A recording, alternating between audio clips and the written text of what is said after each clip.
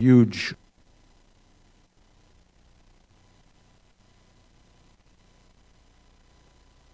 Presidents to represent me. Yeah. I'm out for presidents to represent me. Yeah. I'm out for presidents to represent me. Yeah.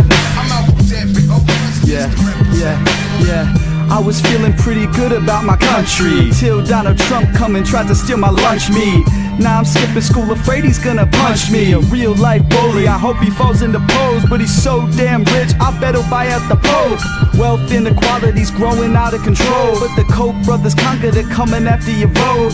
Thought you should know that the planet's getting hotter, and that's just sad to see. Gunmen running into schools, that's a tragedy. Black lives matter, well all lives actually, but black lives matter more. Police catastrophes and all that new income, man, it's going to the richest, top 1%, so that they can build their business. The rich, they tend to win this game of life because they rigged it. Their money's in the politics, is sickening. I'm not done. Trump and the Republicans are so out of touch. They insist on playing tackle while the country's playing touch. Like when it comes to healthcare, they can never spare a buck, but when it's military, man, they cannot spend enough. Bernie Sanders, on the other hand, probably should be knighted, standing up to billionaires and citizens united, and taking money out of politics. I'm super glad that Bernie Sanders raised his 26 mil without a super PAC. In fact, Bernie voted no to the Patriot Act. In fact, Bernie voted no to war in Iraq. In fact, Bernie voted no to personal attacks. He wants to break up banks and legalize the dank, and Bernie wants to ban that old death penalty. If murder is illegal, why should murder be the penalty? Who the fuck cares that the man is like 74? He supported gay rights since the 70s.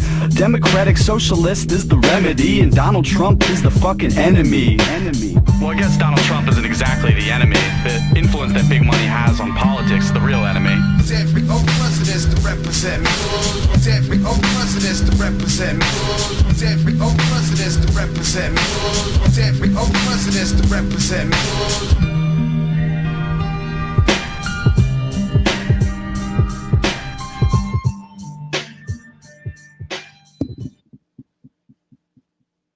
Well, hey everybody, good afternoon. Feels like we're just back again. How's everybody doing? Adjust audio here a little bit.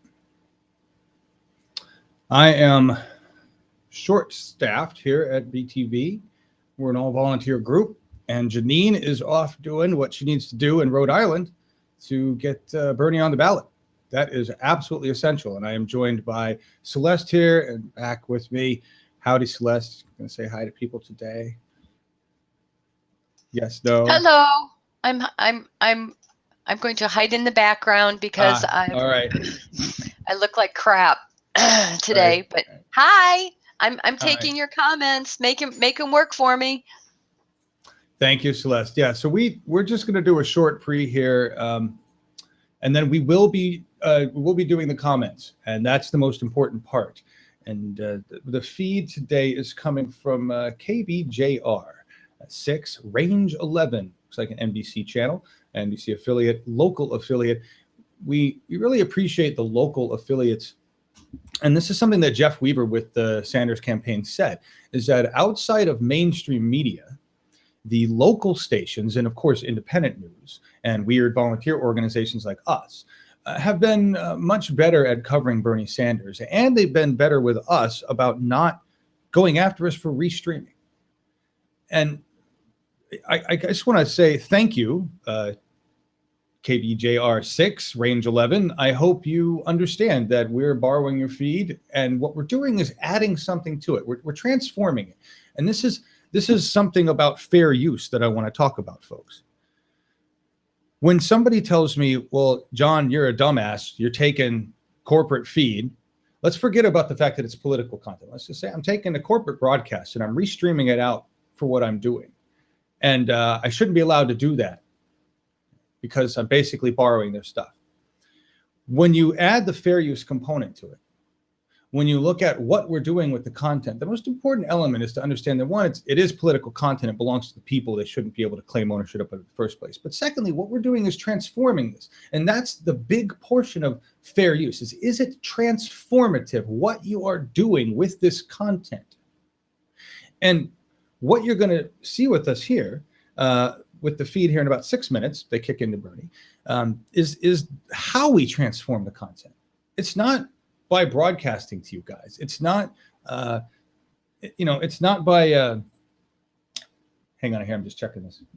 Yes, City, please come on, join in. We could use anybody we want, and I will tool people in the chat once we get there. That's what we're talking about. Sorry, I had to read the comments, folks. What we are doing here is called engagement broadcasting. The purpose of engagement broadcasting is to facilitate a conversation between the virtual studio environment, which is anybody here in the Hangout, and the live audience, you guys on the web, wherever you are, Twitter, Facebook, YouTube. Now, we deal directly with YouTube chat right here, but we're also grabbing comments from YouTube and through an RSS feed. How does this transform? What's the point of all of this stuff? Well, a one-way broadcast is not a conversation.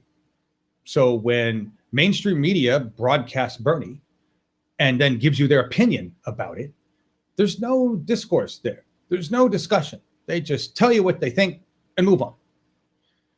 What we do here is what millennials mostly get this completely. My generation, Celeste's generation and younger, we understand this. Many of us understand this. It still boggles many people's minds in older generations. Certainly boggles the minds of establishment politicians. Certainly boggles the minds of corporatists, of corporate entities that do not understand that they have to function not like a brand, but like a human being. And that's where corporations get in trouble, because they're not human beings, right? What we do here, folks, is a process called engagement broadcasting that allows us to, through volunteers that are in the chat room with you guys right now, on the YouTube chat, they're having a conversation with you. They're helping guide the conversation. They're eliminating trolls or timing out trolls. They're helping to keep things on point. This is a moderated chat. That's the first part of how we transform, is that we're moderating this chat. We're keeping it about what it needs to be about, okay? Or we're making sure it doesn't turn into something hateful or something that we don't want, right? And YouTube chats we see all over the place that are unmoderated. We see this happen. They get full of trolls. The conversation becomes unruly. It's not even worth trying. The second thing we do with this is that our team of volunteers, and I'm going to be doing this for you today, they take your comments, selected comments, as fast as they can, and they put them in a spreadsheet for me. And I overlay those comments underneath the speech. And you guys have seen this all the time. Well, those are your comments. And we can do that with the comments you put in from YouTube chat. We can do it with comments you put anywhere. If we had the people, we would man Facebook and Twitter and all of that and grab these comments. Now with Twitter, I can use an RSS feed. That's part of what the software here does, is allows me to pull in an RSS feed for hashtags or for accounts. And so I'll overlay those messages. And so we look for a hashtag, We Are Bernie, and Feel the Burn, Bernie 2016. And if we're doing a debate or a forum, we'll look for those hashtags. And that's how we grab those messages. And that's another piece of the transformation here. But we're also screen grabbing these images. They're not the prettiest memes, but they give you your statements frozen in time during Bernie's speech or during one of our pre-shows or post-shows. And we blast these out to Twitter as fast as we can with little statements or quotes, links to what we're doing. This is a record being frozen on the internet of what you have to say, what the people have to say about Bernie Sanders, what the people have to say about this election. It's not about what stuffy suits and ties have to say, what these paid corporate media entities have to say or want to try to convince you of. This is your words, your feelings, your opinions, raw, unedited, unfiltered, being put on the web in association with and in context with Bernie Sanders and the election. Why is this important? Why does any of this matter? Well, that's what engagement broadcasting is about, facilitating the conversation and helping other people recognize the conversation of what's going on and keep the context. And before I did all this stuff for Bernie Sanders, before this group was created, I created engagement broadcasting for business. The goal was to work with, I wanted to work with good businesses. I wanted to work with the kind of businesses Bernie would support. That's the goal of this all along. But to facilitate this exchange, this real-time exchange, imagine the information you can get out of people. If you're a brand and you want to learn what consumers want, what do you really want? What do you like and dislike about our products? What can we have a discussion about? That was the original idea here, was to facilitate a discussion for everyone about whatever you wanted to talk about.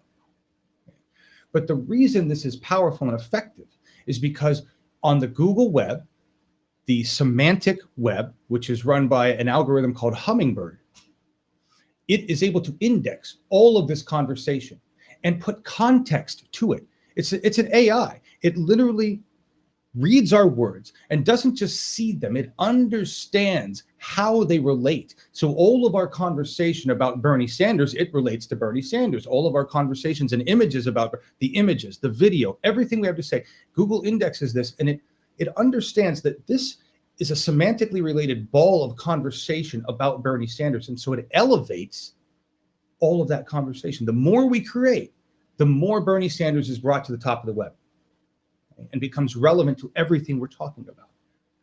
This is something that has never been done to the extent that we can do it with real people. We don't use any automated processes. These are human beings doing this work, making this happen. Yes, it's a process, and we do use some software. And the one piece of automation that is in here is how the Twitter RSS feed does come across. But that's baked into live stream software, folks. That's just part of what it does. That's not illegal. Yet YouTube has shut us down. YouTube has shut us down twice now for violation of Terms of Service 4, Section H, claiming that what we're doing when we do this together, because it takes you, it takes the 99. Without your engagement, without your activity, we wouldn't have the content to show. But we put out so much content, so fast, and so relevant that it scares the shit out of corporate media. It scares the hell out of YouTube, and they shut us down when they see that. They're like, there's no way you are generating that much activity about Bernie Sanders with humans. There's no way. You have to be using automation. And even if you're not, we're going to shut you down anyway, because we certainly don't want that happening. So every time YouTube shuts us down, they shut you down. They shut down your voice. It's horrific. It's sad.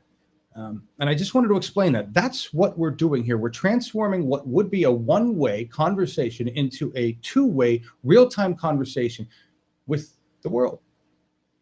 And it can be scaled. And that's what we're doing here, folks. Celeste, I'm going to check in on the feed, but what's going on with it? I'm not seeing anything happening here. Is it still live? Did we lose it? No, it seems to be still live, and I'm watching it. It's just got a black screen up right now. Maybe they're, getting people into the auditorium and settled in, or they're getting their equipment set up. But right now, it's just a black screen on both the live stream and the website stream. Okay. What's going on in chat? Anything happening there that we need to talk about, or how is everybody? I'm kind of looking at it here, guys. It's a little different from the morning show. Yeah.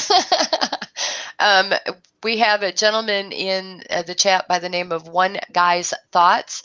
He's wanting to know if there's any count yet of the people going to be there. And one of our subscribers by the name of Jake Ganta heard around 20,000, but not sure if that's true. And then Trish Thompson wanted to know if everybody had heard about the 7 p.m. Eastern Twitter bomb with hashtag We Endorse Bernie. No, I was not aware of that. That's awesome. We endorse Bernie. I thought there was something about Warren endorse Bernie. Are you sure it's we and not Warren endorse? No, I thought they were really pushing a Warren thing. Okay, we endorse Bernie. All right. Yeah. Well, we are the people. What other endorsement does he need? Well, true. But I know they're really trying to push. They're really trying to push Warren to really make that statement. Yes, C-SPAN did show Bernie this morning, and we captured it. I'm looking at the chat right there. Yes, it's raining in Mississippi. It's not raining here, guys. All right. Well, you let me know when it comes back to something more interesting. I'm running lower thirds, so this is part of it right here. These are comments that have already been dropped in. I just thank you all so much. This big crazy concept, and Duco, who was in our hangout earlier, Erg, who's in chat now, was saying I thank you, Duco. You really made me feel good. You said, thank you for doing this. It takes somebody to do the big piece so that we can come in, or somebody that extend it. This would not have happened without you guys. I can't make this happen on my own. I can't do this without people working the comments, or without Celeste in here being the comment mod, or without all the other people that have put together the pieces.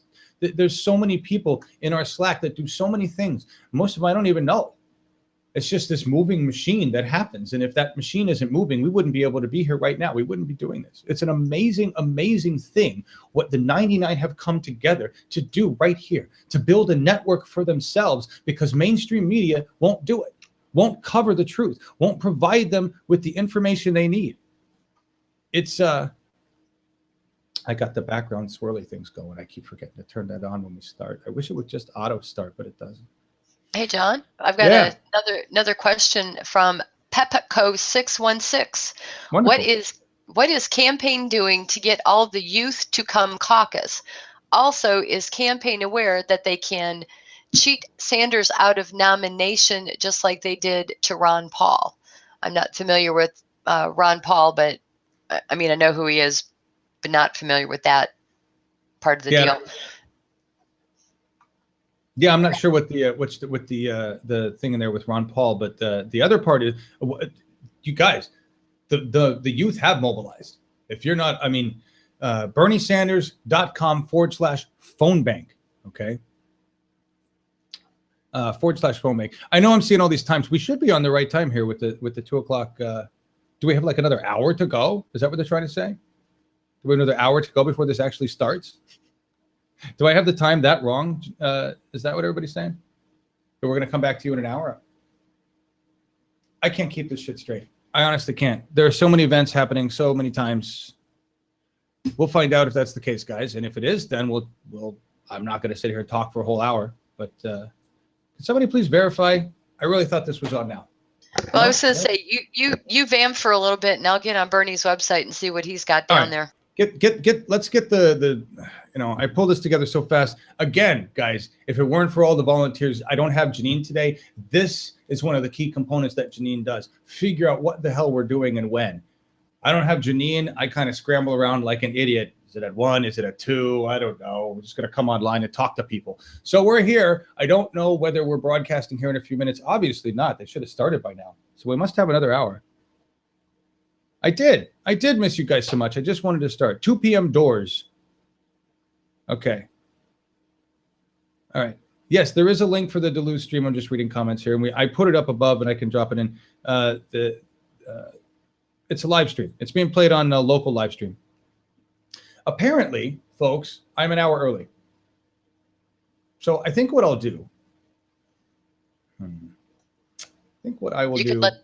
You could leave them play around and chat, and we can just come back. We could do that. But if we do, that makes this event a whole hour of just nothing. I think what I'm going to have to do is shut it down, say this was a false start because I'm just an idiot, and then we'll start back up again.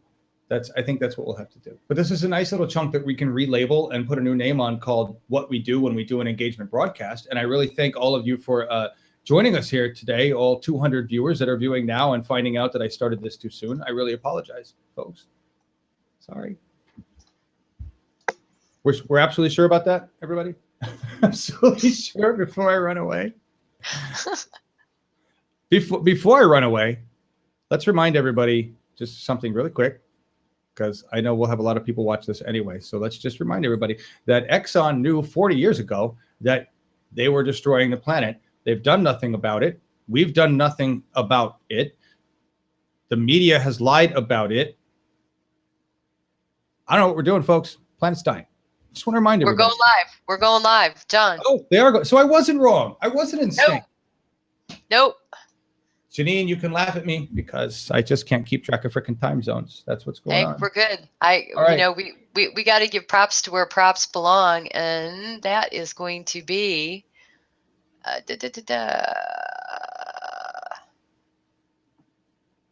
Okay, well, I don't even have the right stream. Okay, guys, give me a second. I'll pull up the right stream and we'll have it up here. I'm an idiot. It's not even on the Pat screen. McInnes. Hang on. Pat One McInnes, second. thank you. Yes. All right. You're going to look at the cover card, and then I'll have Bernie up in 1 second. You can always go to the Duluth feed if you want. We're going to have a lot more fun here. 1 second, guys. Apologies.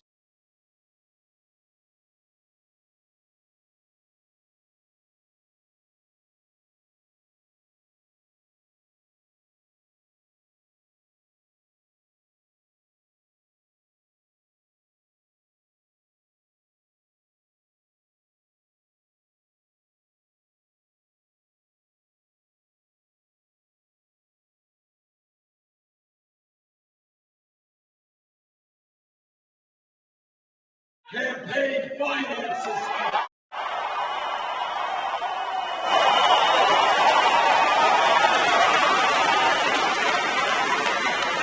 A system that allows billionaires to buy elections. That is not what we will allow to continue.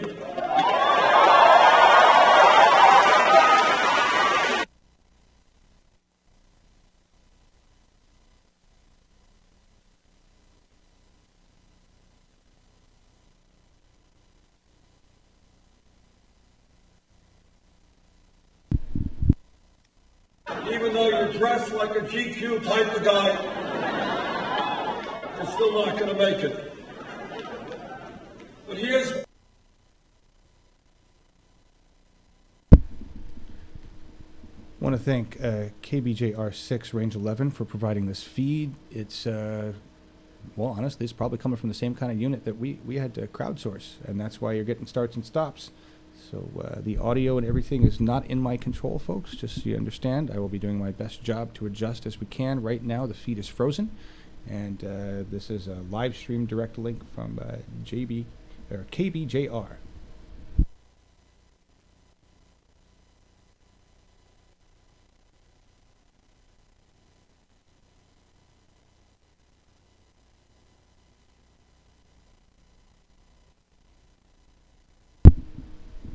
And as you can see, it just went black.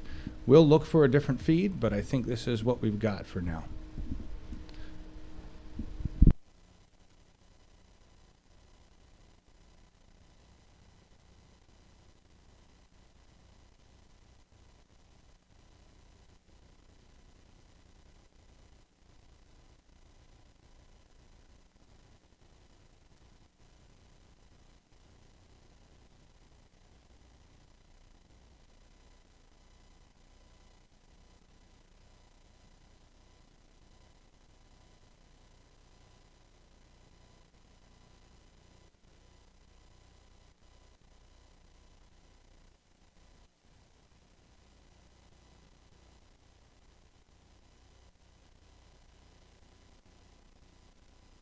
And it looks like we found another link, a different feed. I'm going to be cutting over to that in just a second. Give me 1 second, folks. We'll be pulling it from a different place. Looks like it's a little more solid.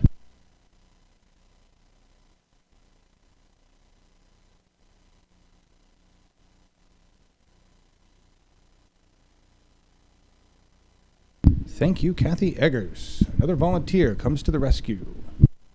The candidate does is go to some mansion, some millionaire's mansion. You sit around and you schmooze for a while, and you leave the meeting with $5 million. Okay? We said no.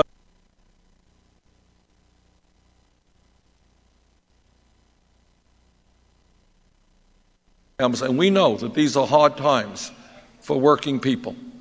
But we said, if you want to transform America, if you want to expand the middle class rather than allow it to continue to sink, we need your help. And an amazing, amazing thing happened. Could not have predicted it in a million years.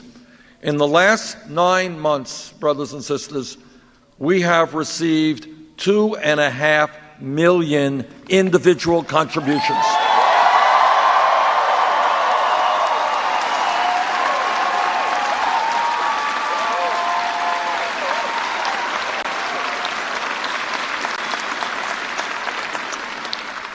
That is more individual contributions than any campaign in the history of the United States of America.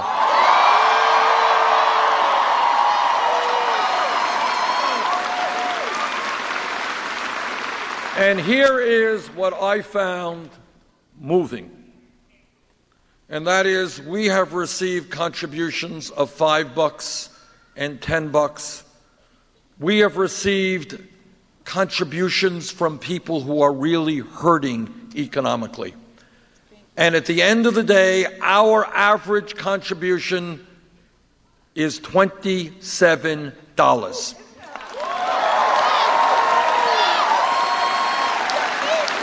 So what we are showing in this campaign, and what we are already proving as part of the political revolution, is that in fact we can run a campaign, to quote Abraham Lincoln, of the people, by the people, and for the people.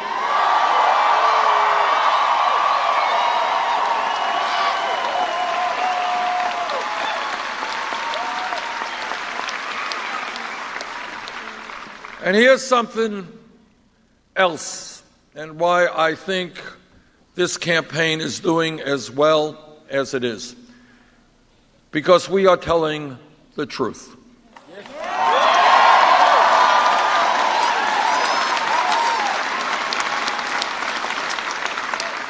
And here is one of the truths that we have been talking about. It's not a pleasant truth, but we don't go forward as a country unless we have the courage to deal with unpleasant realities. I could give you all kinds of optimistic talk, but that's not really what's going on. Here is what's going on. And that is, no president of the United States, not Bernie Sanders or anybody else, can do what has to be done for working families and the middle class and lower income people in this country unless there is a political revolution.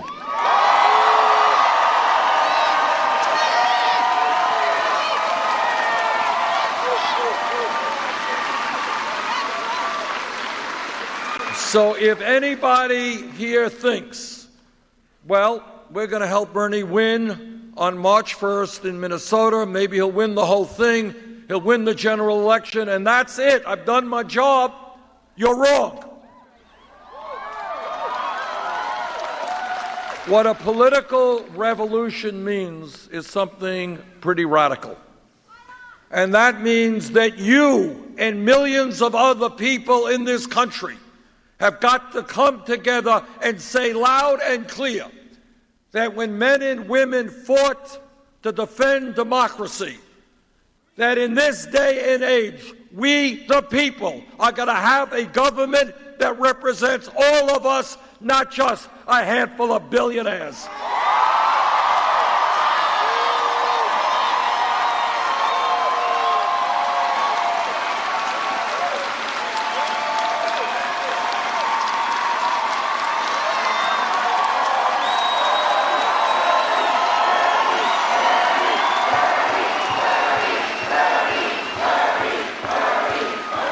So that is what this campaign is about.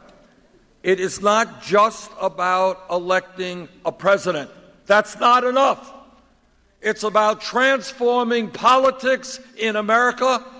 It is about bringing people together. You know, Donald Trump thinks the road to success is to divide our country up.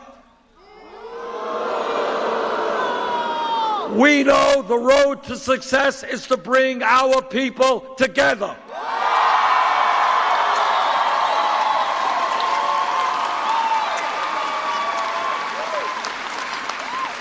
A couple of months ago, Keith and I were at a mosque in Washington, D.C., and what we said loud and clear to Trump and all the other haters out there, you're not going to succeed by dividing us up.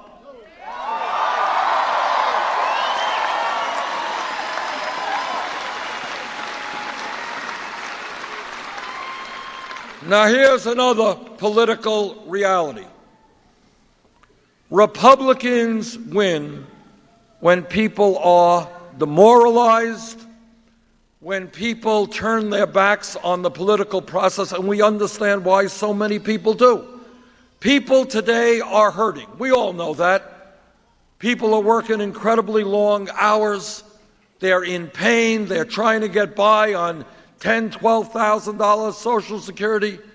Some of you are trying to figure out how you're going to pay off your student debt. We're dealing with institutional racism. We're dealing with a broken criminal justice system.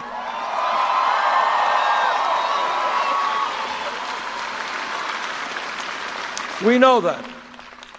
And a lot of people are saying, why should I get involved in the political process? Who is hearing my pain? No. But this is what it is.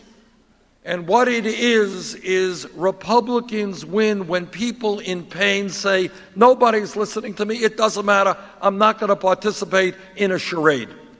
What our job is to understand that Republicans win when voter turnout is low. They won a huge victory in November 2014. You know why they won? Not based on their ideas. They have no ideas.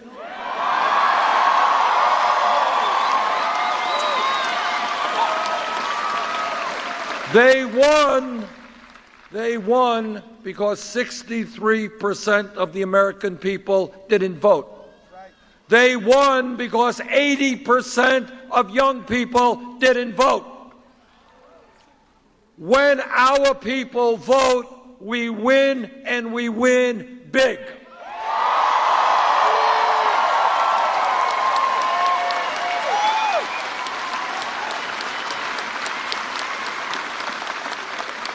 So let me tell you why I think our campaign is going to go all the way to the White House.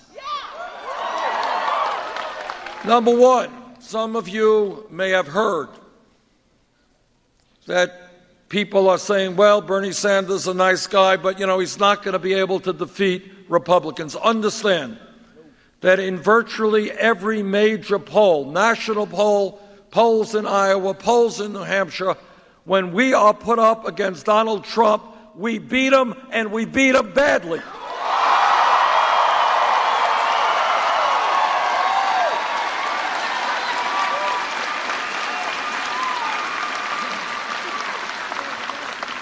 In a recent NBC poll, Hillary Clinton did very well. She beat Trump by 10 points. We beat him by 15 points.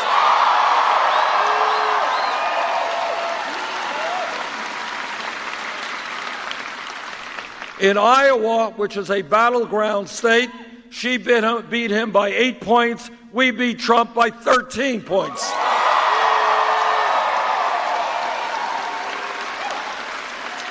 In New Hampshire, another battleground state, Hillary Clinton beat Trump in that poll by 1 point.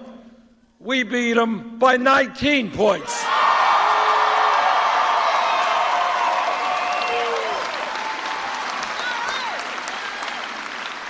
But it is not just polls. Polls go up, polls go down. We're a long way from Election Day. The reason that I believe we can win this general election, and probably win it big, is because this is the campaign, as we're seeing here today, that has the energy, that has the enthusiasm, that has the momentum to take us all the way to the White House.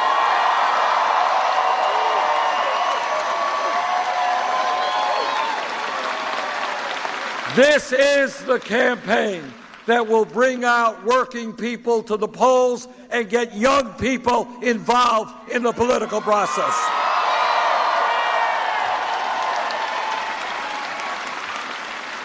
And let me just tell you, there's nothing more in this life that I would look forward to than running against Donald Trump.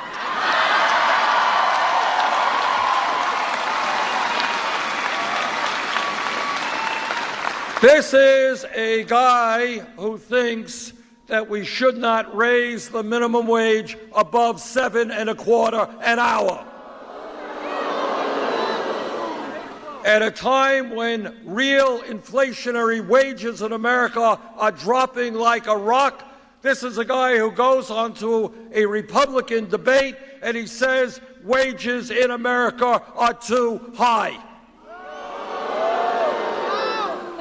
This is a guy who thinks that he can succeed by waging racist attacks against Mexicans and Muslims. And this is a guy who thinks not only that climate change is a hoax, which didn't surprise me, but he thinks this hoax was invented by the Chinese. Now, that did surprise me. I thought he would have believed it was invented by Mexicans or Muslims, but apparently it's the Chinese. So I look forward very much to running against Donald Trump.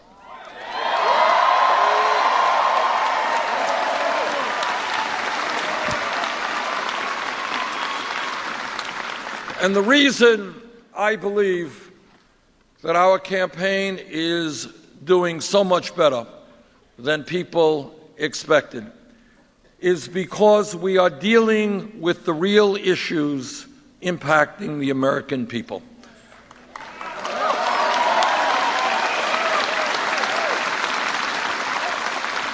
I learned a long, long time ago that it is more important to ask the right questions than to give the right answers.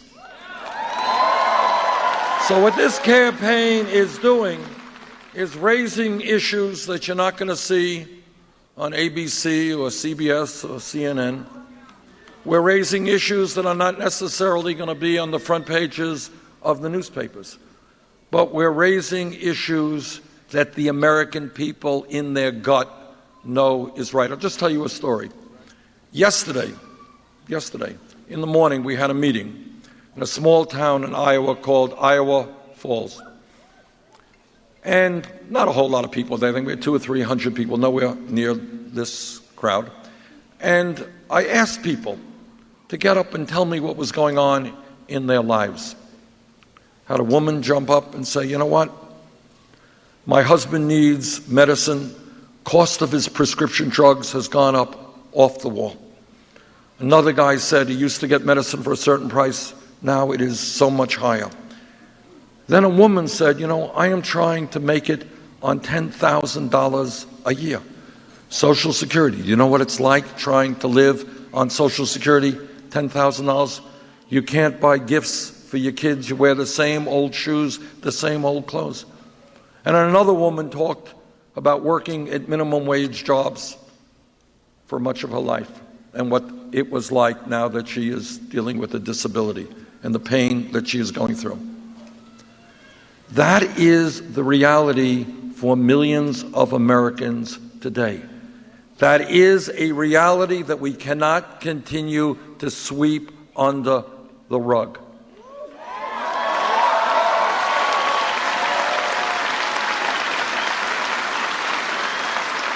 We are not going to go forward as a nation until we have the courage to examine thoughtfully and thoroughly the real issues facing our people. And we have got to do it. Media is not going to do it.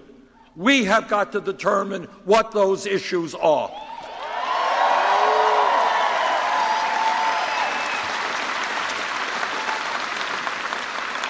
And let me start off by telling you one issue that together we are going to not only address, we are going to resolve.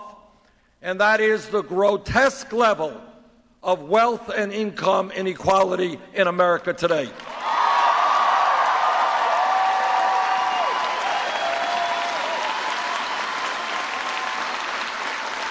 Here are the facts. They're not pleasant facts, but they are truthful facts. Today in this country, the top 1/10 of 1% now owns almost as much wealth as the bottom 90%. Got that? Today in America, the 20 wealthiest people own more wealth than the bottom half of America, 150 million people. Today in America, one family, the Walton family of Walmart, owns more wealth than the bottom 40% of the American people. Here's an interesting point about the Walton family, the wealthiest family in our country. You hear a lot of Republicans talking about welfare cheats and welfare abusers, right? Do you know who the major recipient of welfare is in this country? It is the Walton family of Walmart. And you know why? Because many of their employees, and they are the largest private sector employer in America, many of Walmart employees are forced to go on food stamps, Medicaid, subsidized housing that you pay for because the Walton family is not paying their workers a living wage.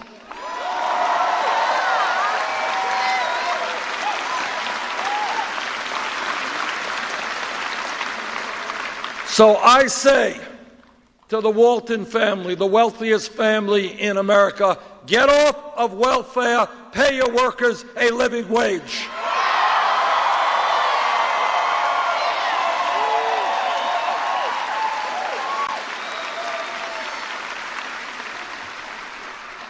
But it's not just a grossly inequitable distribution of wealth. It is income as well. Everybody in this room knows how hard the American people are working. It turns out that the Japanese are very hard-working people. We work longer hours a year than the Japanese. We work the longest hours of any people in the industrialized world. In my state and here in Minnesota, you got many folks who are working not one job, they're working two jobs, they're working three jobs to cobble together some income and some health care. And the reason that people are working such long hours, the reason that marriages are stressed, because mom's at work, dad's at work, the reason that parents don't have the time to spend with their children is because wages in this country are too damn low.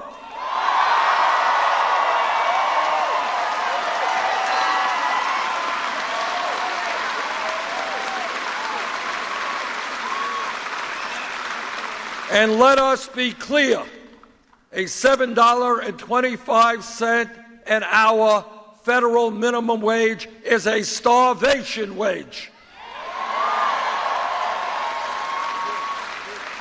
Keith and I in D.C. have been on the picket lines with workers who are trying to live with dignity, making $8, $9 an hour. It ain't enough. We've got to raise the minimum wage to a living wage, $15 an hour.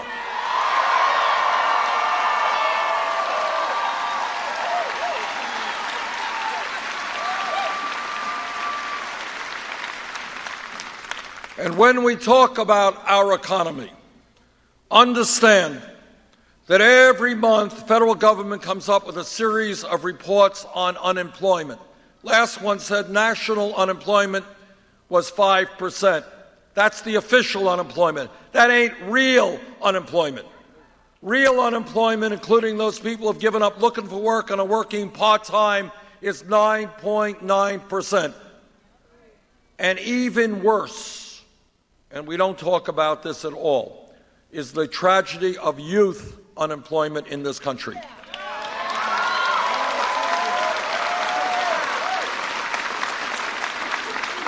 A couple of months ago, I asked some economists, tell me, what is real youth unemployment for kids who graduate high school? This is what they said. For kids between 17 and 20, if they were white, 33%. Latino, 36%. African American, 51%. In other words, you got kids who are leaving high school want to get their feet on the ground. They want to become adults. They want to earn some money. They want to start an adult life. They can't find a job. And if anybody here in this arena tonight, this afternoon, thinks that there is not a direct correlation between high youth unemployment and another tragedy in this country that together we are going to address, and that is that we have more people in jail than any other country on earth, you would be mistaken.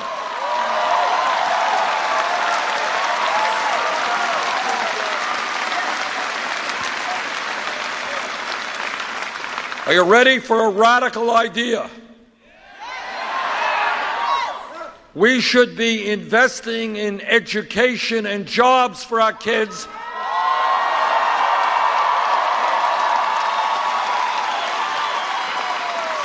Education and jobs, not jails and incarceration.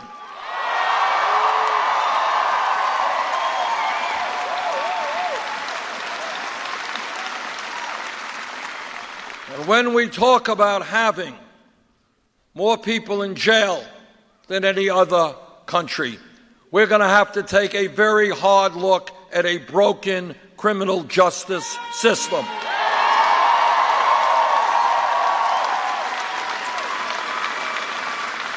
The American people are tired of seeing videos of unarmed people, often African American or Latinos, shot and killed.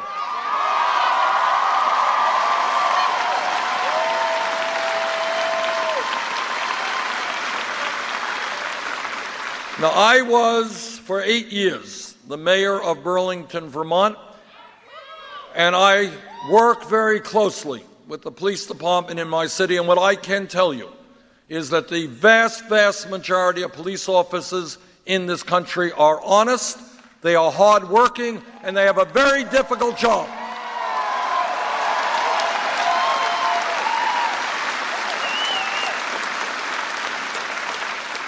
But when a police officer breaks the law, like any other public official, that officer must be held accountable.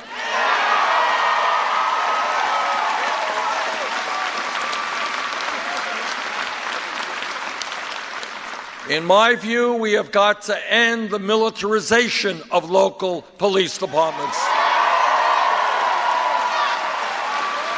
We have got to make police departments look like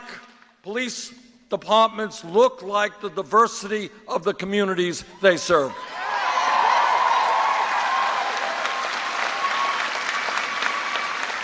Now, something that I learned a few months ago is the fact that over the last 30 years, millions of Americans now have criminal records because they were arrested for possession of marijuana. It is time to rethink the so-called war on drugs.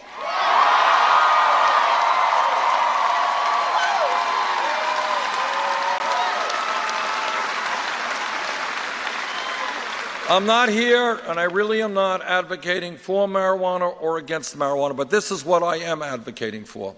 Right now, under the Federal Controlled Substance Act, marijuana is a Schedule I drug right alongside of heroin. That makes no sense to me. Everybody in this room knows that heroin is a killer drug. It is causing massive problems in my state, New Hampshire, many parts of this country. But what I do not want to see is that large numbers of people have their lives and their careers damaged for having a police record for possession of marijuana. We are going to take marijuana out of the Federal Controlled Substance Act.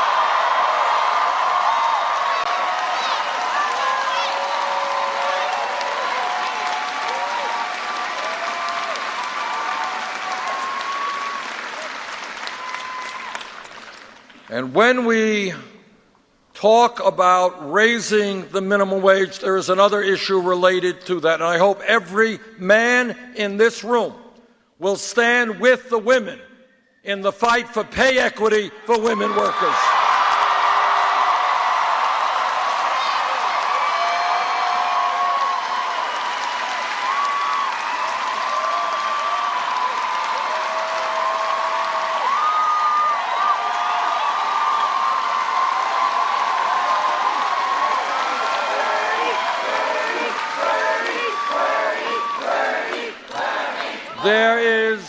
There is no rational economic reason why women should be making 79 cents compared to men, why women of color are making even lower wages compared to men. That type of sexism is not acceptable. Together, we're going to end it.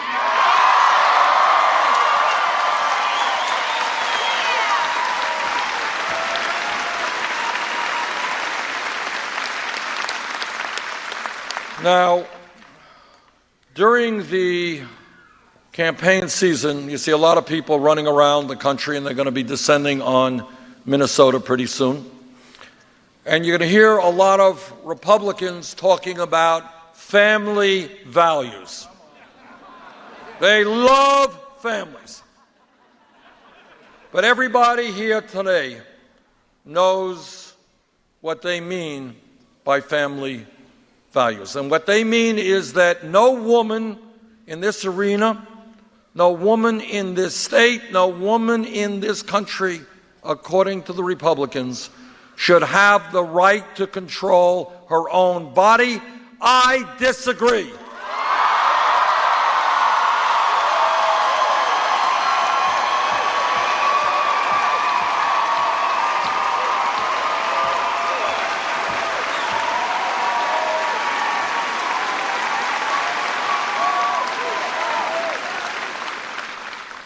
Republican family values are to defund Planned Parenthood.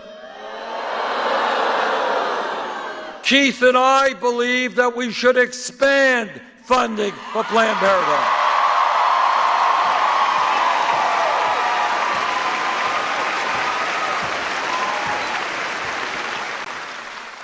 Republican family values are telling our gay brothers and sisters they do not have the right to marry. We disagree.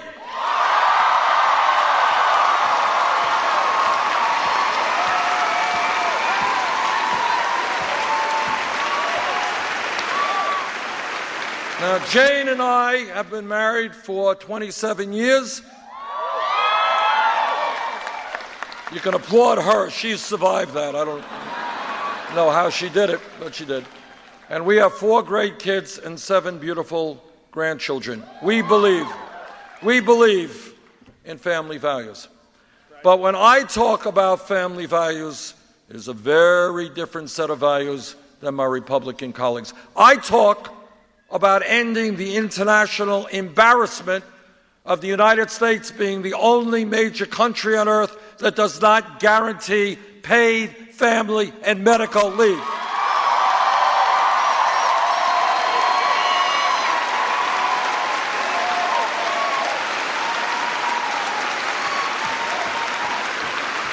Today in Minnesota, today in Vermont, today all over this country, women are giving birth to beautiful, beautiful babies. And for all of you who are parents, you know what an extraordinary day that is.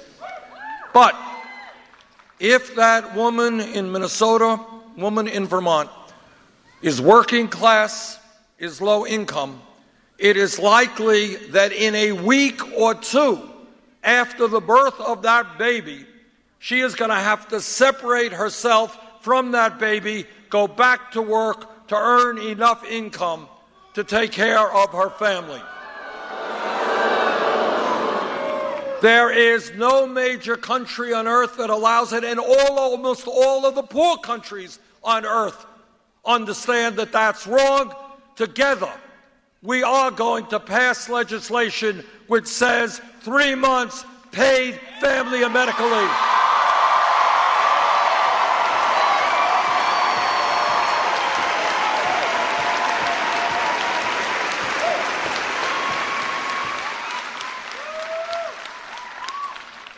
And when we talk about an economy where real unemployment is 9.9%, youth unemployment a lot higher than that, it is clear to me that we need a massive federal jobs program to put our people back to work.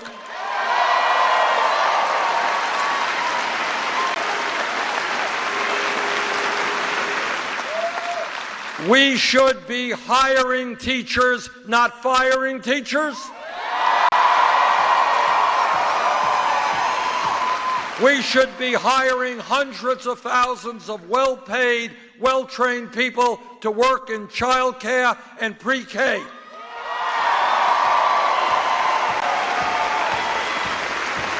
And when our infrastructure, our roads, our bridges, our rail system, our wastewater plants, our water plants, our airports, our levees, our dams are disintegrating because of lack of investment, a $1 trillion investment rebuilding our infrastructure can create 13 million decent-paying jobs.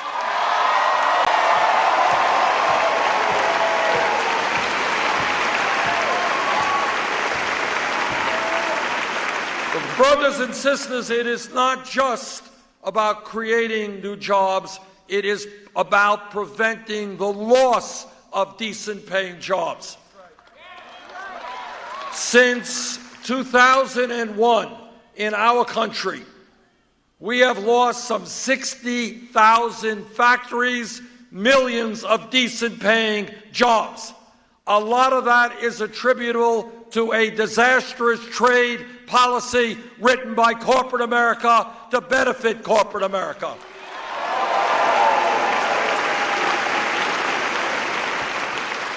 So my message to corporate America is, if you want us to buy your products, the time is long overdue for you to start investing in Minnesota, in Vermont, and in America.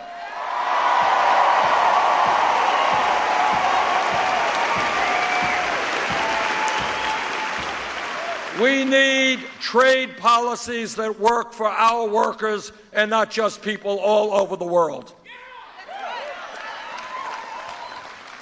And let me talk about the elephant in the room, the elephant that very few people have the guts to take on, and that is the greed, the recklessness, and the illegal behavior of Wall Street.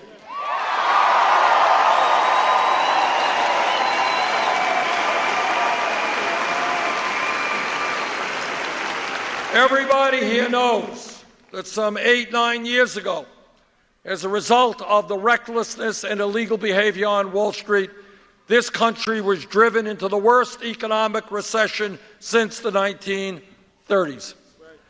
And Wall Street said, oh my goodness, middle class of America, please bail us out, we'll be good boys. And they went to Congress to get the bailout. And today, none of you will be shocked to know that after we bailed out Wall Street because the banks were too big to fail, 3 out of the 4 largest banks are bigger today than they were when we bailed them out because they were too big to fail. And here's something else. Now,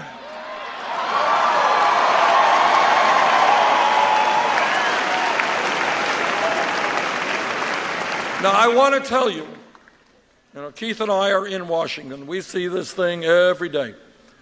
Turns out I was on the banking committee when I was in the House before I made it to the Senate. And I saw this stuff up front. I saw Wall Street, and you have to understand, it's hard to imagine. The amount of money they have is endless. There is no finite amount. It is endless. They have all of the money they need. In order to get deregulated, in order to end Glass-Steagall legislation, they spent billions of dollars on lobbying and campaign contributions. Billions of dollars. And then in order to get bailed out, they spent more money to tell Congress that that's what had to happen. I want to take a moment to tell you a story which kind of encompasses almost everything that is wrong with politics in America today. Some of you may have seen that last week, one of the largest financial institutions in this country, Goldman Sachs, reached a settlement with the federal government. The American people has given us 2 secretaries of the Treasury under Democratic and Republican administrations and dozens and dozens of other high officials. That's what the revolving door is about. Work on Wall Street, you go to the government, you go back to Wall Street. 2 years ago, the CEO of Goldman Sachs, the guy who is now a billionaire, came to Congress and he told Keith and he told me and he told Congress, you have got to cut Social Security, Medicare, and Medicaid. That's power. Now here is the other thing why the American people are angry and they get demoralized. If a kid in Minnesota gets caught with a few ounces of marijuana, that kid has a police record. Goldman Sachs just agreed to a settlement of $5 billion for cheating the American people, for contributing to the loss of millions of jobs, homes, and life savings. Not one executive on Wall Street has been prosecuted. No criminal records for them. So you have a system which says not only are banks too big to fail, but banksters are too big to jail. We're going to change that.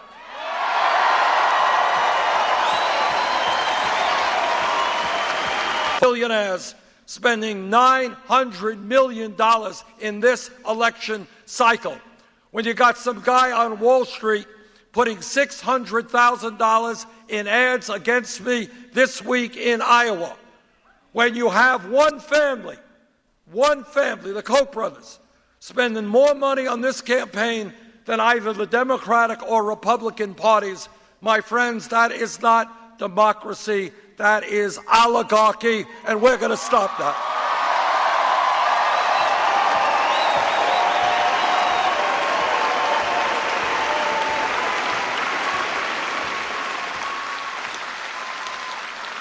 Now, the billionaires may think they have some kind of right to buy elections, but you and I know that that is not what democracy is about.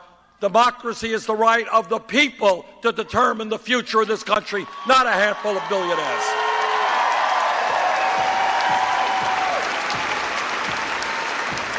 So here's a promise. If elected president, no nominee of mine to the Supreme Court will get that position unless he or she is loud and clear that they will vote to overturn Citizens United.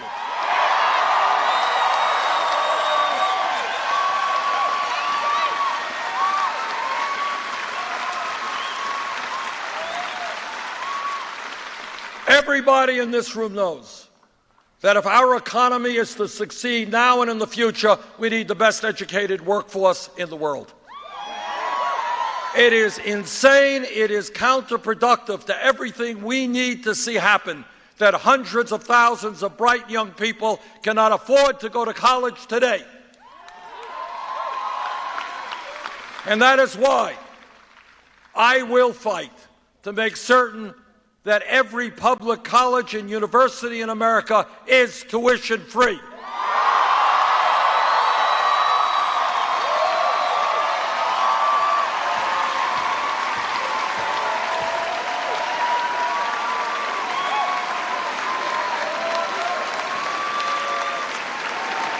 And the other half of that equation, think about it for a second. We want, for a dozen different reasons, people in our country to get all of the education they need to succeed. And yet, millions of people, some young and some not so young, are leaving school deeply, deeply in debt. I have talked, just a couple of weeks ago, I was in Iowa, talked to a guy, 29 years of age, married, 2 kids, doing great work in sustainable energy. Guy is paying 53% of his limited income in student debt. Talk to a woman in Burlington, Vermont. Her dream was to become a doctor, to work with low-income people. That's what she's doing. The price she had to pay, $300,000 in debt. People should not have to go deeply in debt, postpone buying a home or a car, or even getting married and having kids, for the crime of trying to get an education.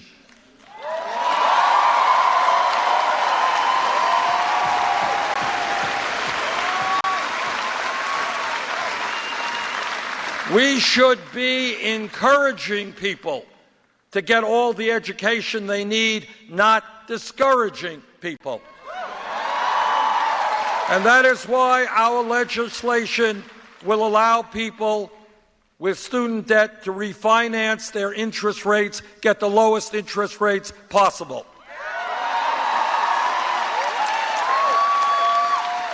Now, in this campaign, I have been criticized because people think, I'm Santa Claus, I'm giving out free stuff. Now, this particular bill, free tuition at public colleges and universities, substantially lowering interest rates on student debt, it is an expensive proposition. It's going to cost about $70 billion a year. You know we're going to pay for it? We're going to pay for it through a tax on Wall Street speculation.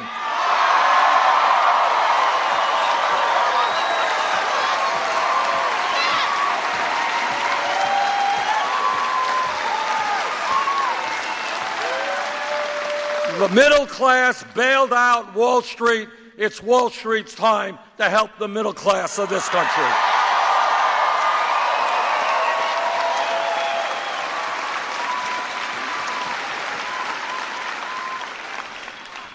When we talk about our responsibilities as human beings, as parents, as grandparents, there is nothing that I can think of that is more important in making certain that we leave this planet in a way that is healthy and habitable for future generations.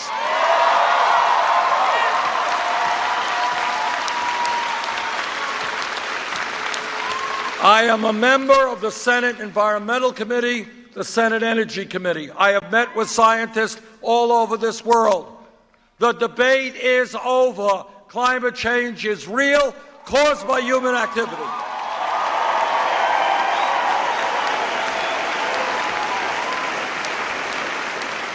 And here's what the scientists tell us. They say if we don't get our act together now, the very serious problems we face now, the devastation we're seeing in our own country and around the world now, will only get worse in years to come. So I believe that the United States must lead the world, working with China, Russia, India, other countries, in taking on the fossil fuel industry, transforming our energy system.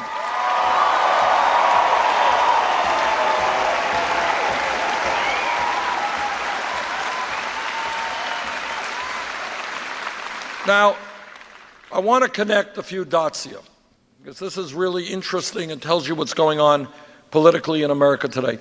When you have the entire scientific community virtually unanimously saying climate change is real, how does it happen that every Republican candidate for president either denies the reality of climate change or is not prepared to do something about it? All right. The answer is that the moment, the day, that a Republican candidate stands up and says, you know what, I've talked to the scientists, I've read the literature, climate change is real, we got to do something about it. On that day, the Koch brothers, ExxonMobil, the coal companies stop funding his campaign. That's the reality.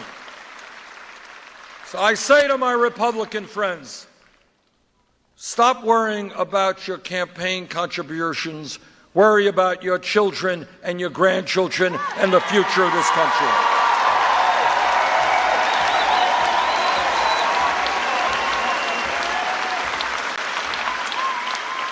And when we talk about the future of America, I am proud to tell you that I'm a member of the committee, Health, Education, Labor Committee, that helped write the Affordable Care Act, and the Affordable Care Act has done a lot of things that are good. 17 million more people have a health insurance today, and we have ended this obscenity called pre-existing conditions.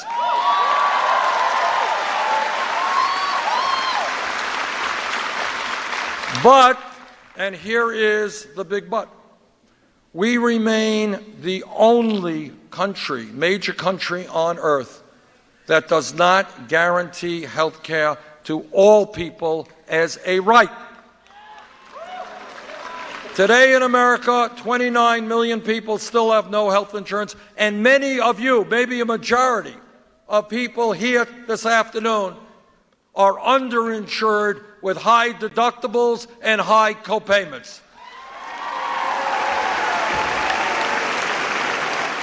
In America today, the pharmaceutical industry is charging us the highest prices in the world.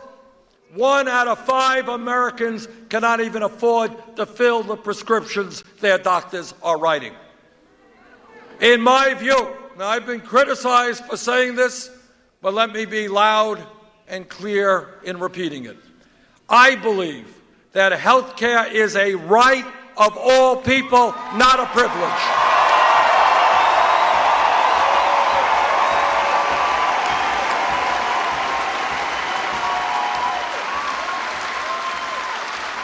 I believe that we have got to go forward toward a Medicare for all single-payer system.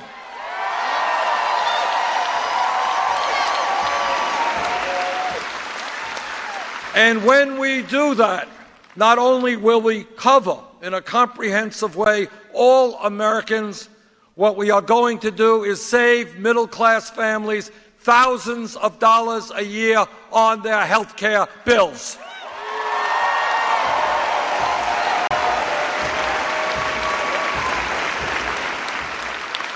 All of you know, you can't avoid it when you turn on the TV, that this is a dangerous, dangerous world. And we're seeing terrible, terrible things from barbaric organizations like ISIS and other organizations. In my view, and I tell you this, someone in 2002 heard what George Bush and Dick Cheney and all these guys had to say about going into Iraq, I listened carefully. And I voted no in the war in Iraq.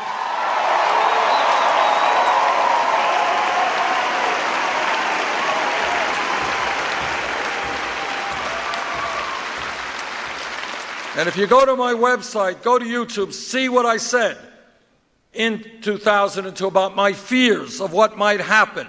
Getting rid of a dictator like Saddam Hussein was not the issue. The issue was what happens the day after he was deposed. All right? And all of you know what happened. Mass instability, destabilization of the entire region, and we are where we are today. And this is what I think today. I think we have got to do everything that we can to destroy ISIS, but I also believe we've got to do everything we can to prevent our young men and women from getting involved in a never-ending war in the Middle East.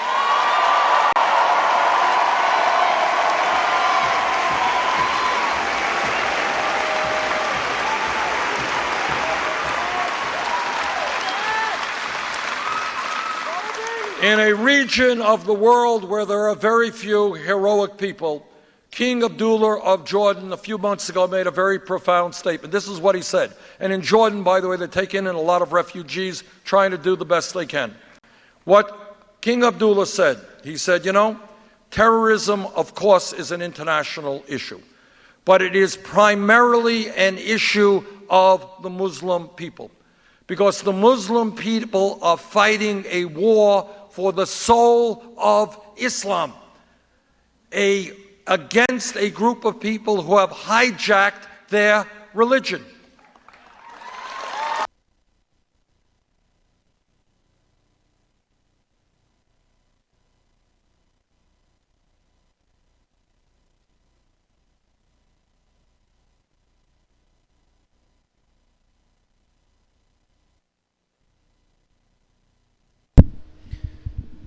The live feed is we just got a buffer here, guys. It's not on our end.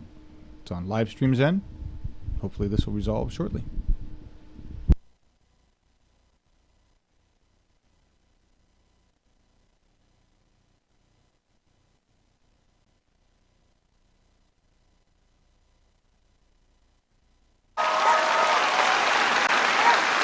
And what King Abdullah said, he said it must be the Muslim people themselves, the Muslim nations, who take on and destroy ISIS on the ground with the support of major countries around the world, and that's what I believe.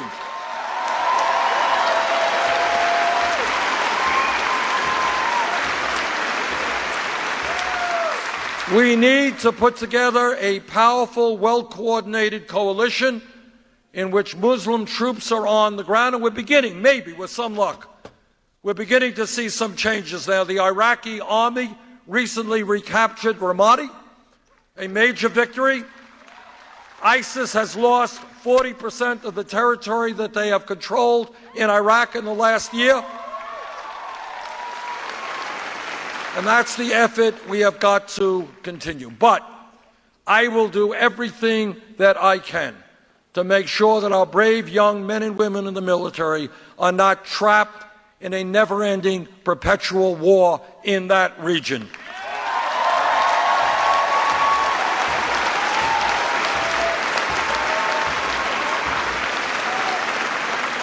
My friends, what this campaign is about is asking the American people to think big, not small. To ask why it is we are the only major country on earth that doesn't guarantee health care to all people, the only major country that doesn't have paid family and medical leave, a country which has more income and wealth inequality than any time since 1928, a country which has the highest rate of childhood poverty of almost any major country on earth, a nation in which bright young people cannot afford to go to college while others are leaving school deeply in debt, a nation in which working parents in many cases cannot find high-quality, affordable child care. My friends, nothing that I am telling you today is utopian or pie in the sky. Nothing. Much of what I'm talking about is already being done in other nations around the world.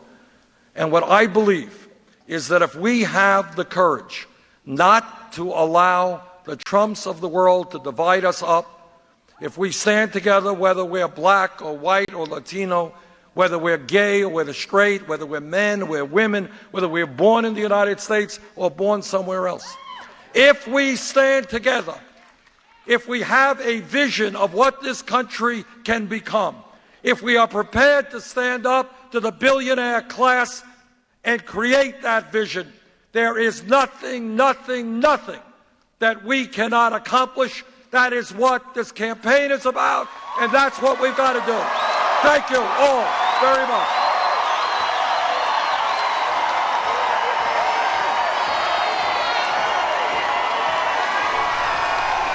And that was United States presidential candidate Bernie Sanders.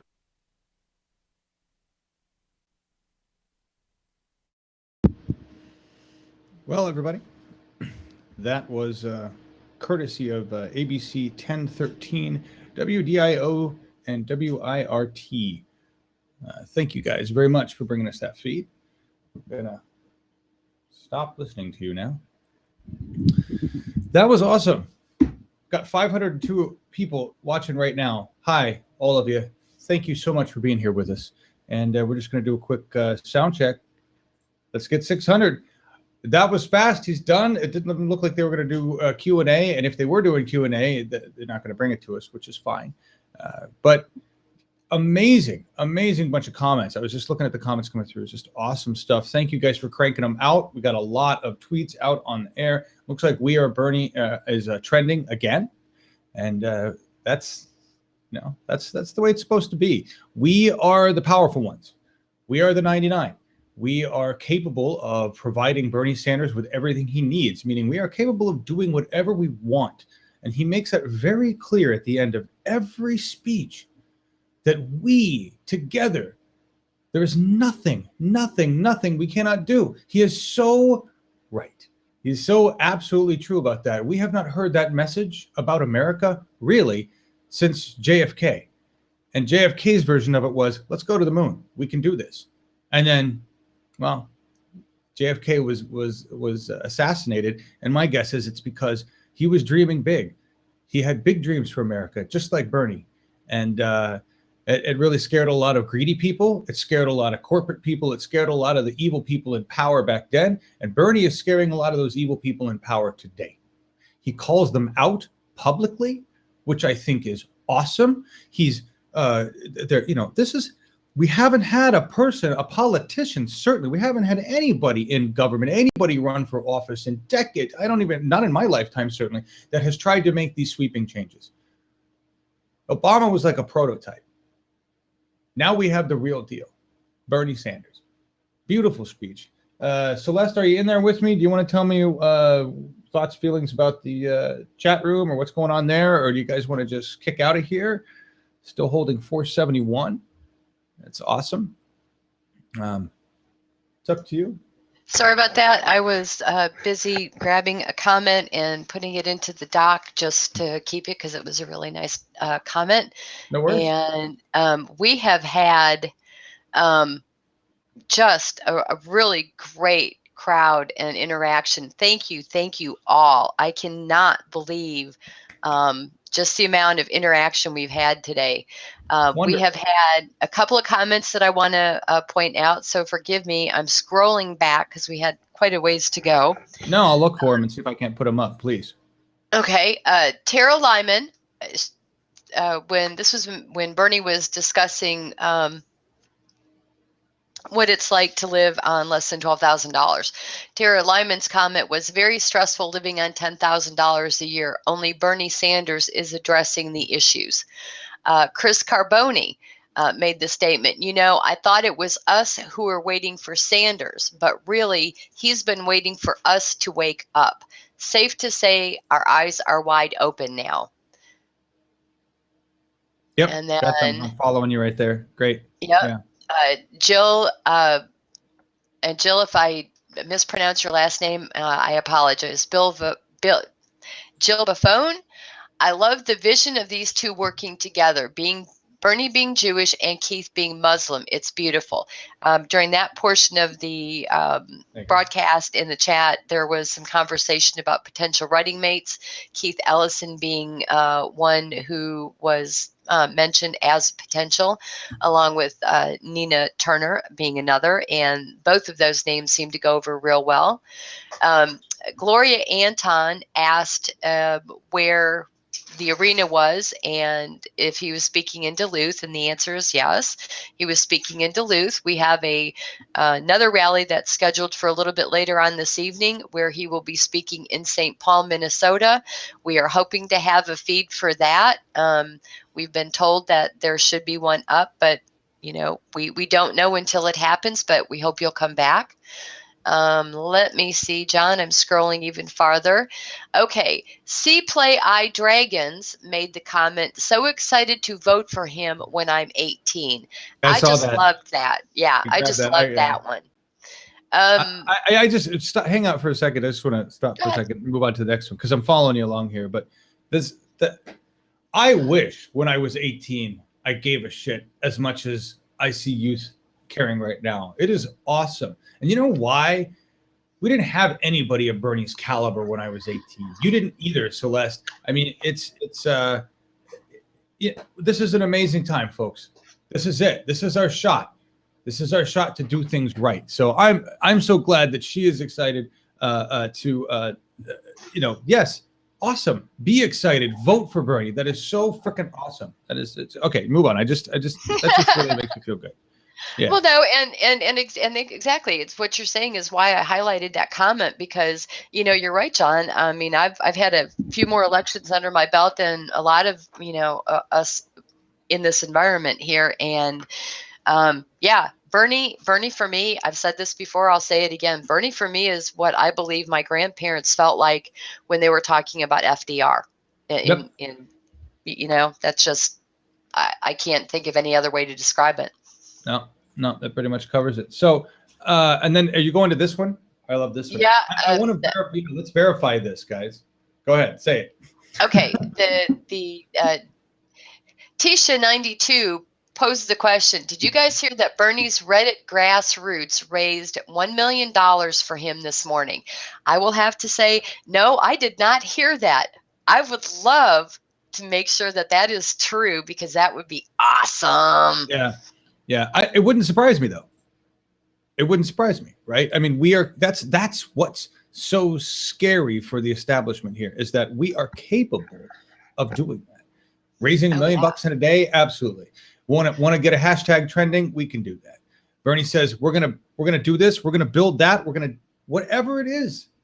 This man has motivated all of us, the people, the 99, and we will do what it takes to rebuild our nation with Bernie Sanders. And I don't think Hillary or O'Malley, certainly not Trump, Cruz, they have no idea. They just don't understand. The establishment has no idea what to do. We are taking our nation back. It is so exciting. So exciting. I think they're collectively shitting their pants, and Mitch McConnell's got a group of people in a back room going, okay, if we get through the election in 2016, how are we going to fuck with Bernie Sanders? And oh wait, oh my God, we may not be able to, because we may not have our jobs. Yep. There's two more comments that I want to bring up, because again, they're right along the same line that we're talking about here. Jake Wimberly, he made the comment, just registered to vote for my first time. Thank you, Bernie. A little bit farther down, we've got Kate Mayo. So proud my 21-year-old son and husband are there, and she was at home watching the grandkids. So, her son and her 21-year-old son and husband were actually at the rally watching Bernie up close and personal. Having been to one of his rallies, I can say, I'm so sorry to stay home with the grandchildren. What a sacrifice you had to make. Yeah. I'm glad. I'm not laughing at that. I'm chuckling because it's so awesome that we've got this outpouring of activity, right? This just genuine showing of what's going on. And in stark contrast to that, this is beautiful. We need the record set straight. Anybody need to help Hillary Clinton remember her past, help her understand where she has stood on these issues in the past? CNN, why didn't you question Hillary's record on any of this shit? You really didn't. I love this. Somebody puts this up. For those that know, Hillary has a 40-year record fighting against inequality. I don't think so. I think I remember her saying this, everybody. I remember her saying this. This is the same person, and this is what I don't get. This is the same person that a human rights campaign, at least their executive staff, just endorsed. You're hypocrites. Again, this is akin. I will say this. Putting Hillary Clinton in office is no different than hiring an arsonist as your fire chief. No different than what Obama wants to do by appointing a pharmaceutical friend to the FDA. Putting an establishment politician in office like Hillary Rodham Clinton is basically putting a criminal in the Oval Office to run the country. Somebody whose interest is in corporations, whose interest is in making money for the establishment to run the people. That is the same thing as hiring an arsonist for your fire chief, right? This is why the people are for Bernie Sanders, right? This is why we are different. 293 people still watching. Celeste. Yeah, about the only arsonist that I want to see is Bernie. I want to see him burn that. I want to see him burn that bullshit and corruption down. Thank you very much. There you go. We're going to burn it up. That's what it is. This is America is on fire for Bernie Sanders, and that is exactly what we are doing. We feel the burn. I think we're just going to cut out here. I will pull up. I'll let Celeste say some closing words. Thank you. Whatever. This is everybody's show here. I don't know what I'm talking so crazy for. Just been on the air too long. I'm going to let you talk. I'm going to pick an end song, and then we're going to get out of here so we can figure out if we even have a broadcast for the next time. thank you for joining us, guys. Go ahead, Celeste. Okay. Well, I'm not sure what he wants me to fill the air with in my feeble attempts to vamp on a closeout while he picks out a video. The only thing I would really like to stress to everybody is, one, if you're not registered, get registered to vote. 2, if you are registered, then make sure that everyone else in your family and your friends are registered to vote. If they're not, help them get registered. Find out when your primaries are in your state. If you're in Iowa, get to the caucuses, please. Check out Bernie's website. Look at the various and sundry apps that we have. I shouldn't say we, but that are out there available. Sorry about that. That was the dogs, guys. They're wanting some food. Y'all have all seen my puppies in the background. Yep. So, but we want you to get out. We want you to vote. We want you to participate. And remember, once we get Bernie through the nomination, we got to get him through the general. And then we got to have his back even more so once he's taken the oath of office. John, Yep. You got the video ready? I do. And we're just running through the lower thirds. Thank you for vamping for me there. You're welcome. We are running through the lower thirds here, guys. These are all the links. And actually, I shouldn't say these are all. There are other links. But the Bernie campaign is very organized, very, very organized. Phone banking is what we need everything to do right now. BernieSanders.com/phone bank. This is a modern campaign, folks. This is a campaign that understands how to use technology to organize the 99, and we have come out to do that for Bernie. Phone banking is uber important, and we didn't even have it move on here. Let's push this. This one is important for me. This is the petition. free.bernie2016.tv. We're trying to get a hold of YouTube. We're trying to get a hold of the corporate media entities that have, they're infringing on our rights. They've shut down 2 channels of ours, citing Terms of Service 4, Section H. YouTube, I'd like you to show some integrity as an organization. Let me know what the hell that means. Talk to me.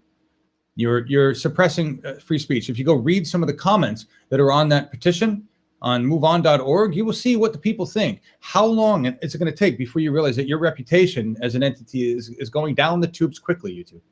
So I'd ask you all to please help me there. We will bring information about what we're doing tonight. We'll post that on Twitter. We'll figure out what's going on. I'm pretty sure I don't know. Actually, I can't say we're pretty sure. We may or may not have a feed. I think we have a feed from one of our volunteers tomorrow. I don't know where he's going to be. I saw the name of it somewhere. 1 second.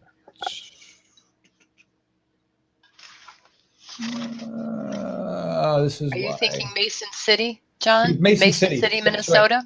He's going to be in Mason City tomorrow, 6 p.m. Central Time, Mason City Town Meeting. And I believe one of our volunteers, Quinn Simmons, may be there, may be able to bring us feed. I'm not quite sure. I will let you guys know. Do you have any other information, Celeste? Nope. I just want to say be sure to check back on Twitter and other social media to see if we're going to be coming back with Bernie's St. Paul rally later on this evening, and check in for tomorrow's broadcast as well. There you go. And we'll see y'all later on, hopefully. All right. We are going to go out today with Pants Velour, Bernie, Bernie, Bernie. It's a great tune by them. And here you go. We'll get that added to the rundown in lower third. Somebody drop that link in chat if you can. See y'all soon. Feel the burn, everyone. We are Bernie.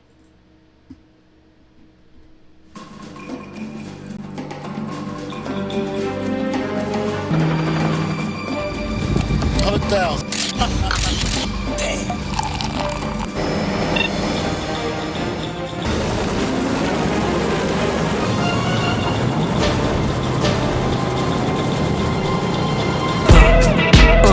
Come on.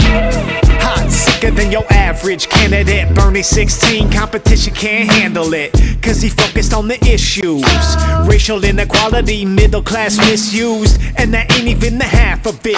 Wall Street, yo, you better feel the wrath of it. Cause Bernie don't like when banks get greedy. Run out of money, then take from the needy. And when it comes to the super PAC, Big Bern gonna give him that super smack. So long are the days of Freddie and Mac from the White House screaming, "We're Brooklyn!" Bernie, Bernie, Bernie, can't you see? I'm voting for you in 2016. And I just love your liberal ways. Taking on Trump cause he's too paid.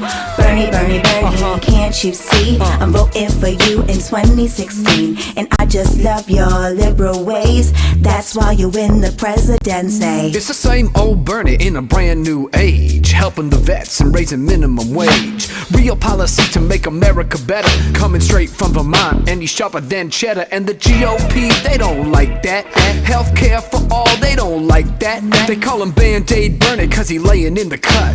2016 burned down for what? A political revolution. Bernie run, run, run, the crew run, run. Democratic socialist, fly like a birdie. Voters say show me, Bernie, Bernie. Bernie, Bernie, Bernie, can't you see? I'm voting for you in 2016. And I just love your liberal ways. Taking on Trump cause he's too paid. Bernie, Bernie, Bernie, can't you see? I'm voting for you in 2016. And I just love your liberal ways. That's why you win the presidency. Healthcare. Bernie got a plan for that. Big Bernie got a plan for that. Climate change. Bernie got a plan for that. Big Berm got a plan for that. Yo, immigration. Bernie got a plan for that. Yo, Big Bernie got a plan for that. Racial justice. Bernie got a plan for that. Big Bernie got a plan for that.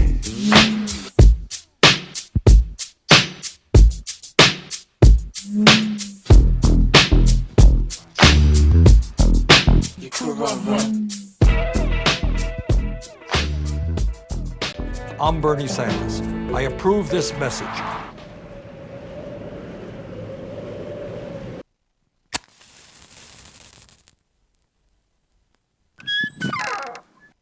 Huge